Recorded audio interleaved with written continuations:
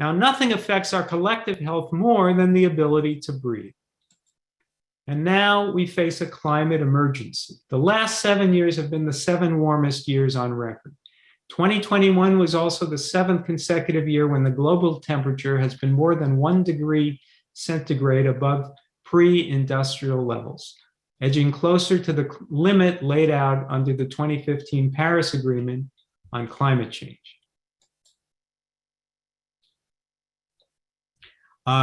This is a headline from March 18th, 2022 in the Washington Post.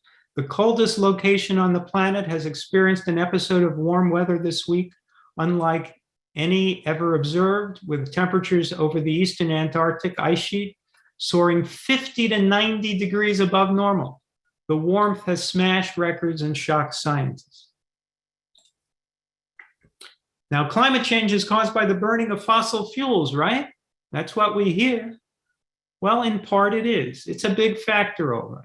The burning of fossil fuels is indeed the second leading cause of climate change.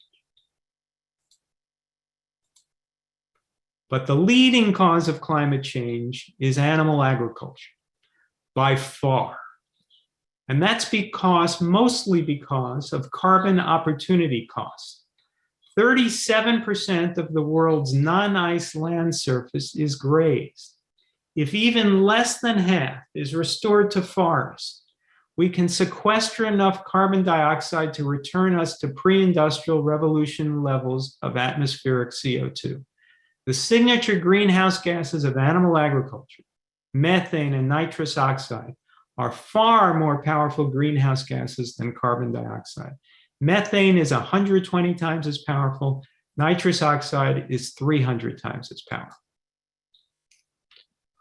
Why are we being misled? Why is animal agriculture rarely discussed, and most of the leading climate spokesmen like Al Gore concentrate solely on fossil fuel burning?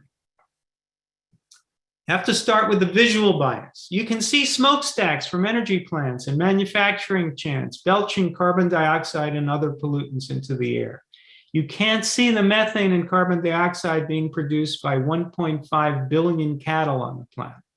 And then let's add in the sheep and the goats and the manure from 25 billion farmed animals, which also produces methane and nitrous oxide. Most of us don't see the lagoons of manure that are fouling our landscape. We also can't see the forests that are no longer here, that have been cut down or burned to make room for cows. And we can't see that the land has been gradually grazed into desert. In 2021, Dr. Sailesh Rao published in the peer-reviewed Journal of Ecological Society a paper demonstrating that animal agriculture is responsible for at least 87% of greenhouse gases. He arrived at this figure by estimating that at least 41% of the grazing land could be restored to forest, and by estimating the carbon capture of the soil in those forests, as well as the above-ground vegetation. And this estimate did not include the effects of animal respiration from 25 billion farmed animals. Dr. Rao did not include pasture maintenance fires. He did not include the bottom trawling of the oceans that kicks up sediment. He did not include the decreased sequestration from diminished phytoplankton populations due to industrial fishing and diminished sea forests. Now, if you include all these factors, some of which are very hard to measure, you find yourself estimating that animal agriculture is responsible for well above 90% of greenhouse gases. But as Dr. Rao undoubtedly felt, once you demonstrate that the number is at least 87%, you kind of hope that that's enough to get people to pay attention. This is a NASA fire map. The red dots represent the pasture maintenance fires on just one day. These are fires set to burn all vegetation that cows don't eat. Nobody is quantifying how much carbon is being released into the atmosphere from these fires, and the IPCC, Intergovernmental Panel on Climate Change, is not factoring in how much vegetation and forest are lost to create grazing land. Take a look at the brown area in the middle of this map, the deserts. from the Sahara in northern Africa to the deserts of the Middle East, to the Thar Desert in northern India, to the Gobi Desert. A 6,000-mile stretch of mostly desert. And what we know is that it was all forested or savanna in the past. The Sahara was forested less than 10,000 years ago. So what happened less than 10,000 years ago?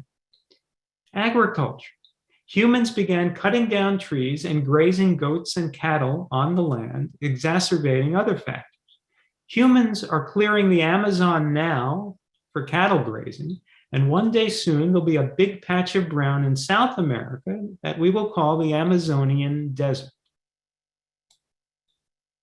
We are destroying life on the planet.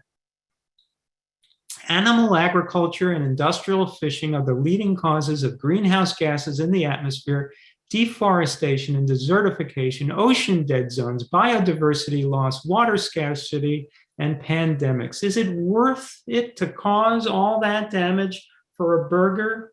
Look at that burger. The bun is made from wheat. You don't need animal agriculture for the bun. You don't need it for the lettuce or the pickle or the tomato or the mustard. All you have to do is replace the beef patty with a portobello mushroom or a bean burger or a soy burger or a lentil burger or any kind of veggie burger. It won't taste so fatty. In fact, it'll taste better.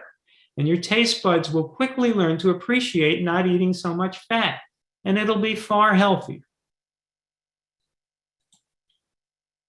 Let's compare social goods. The burning of fossil fuels provides transportation, heating, energy generation, the warming of our homes, fuel for cooking, virtually all manufactured goods. That's a lot of social goods.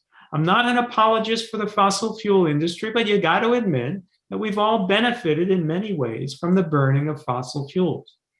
Eating animals provides obesity, heart disease, cancer, diabetes, autoimmune diseases, food poisoning, pandemics, noxious lagoons of manure, prolific waste of water and grain, and less food.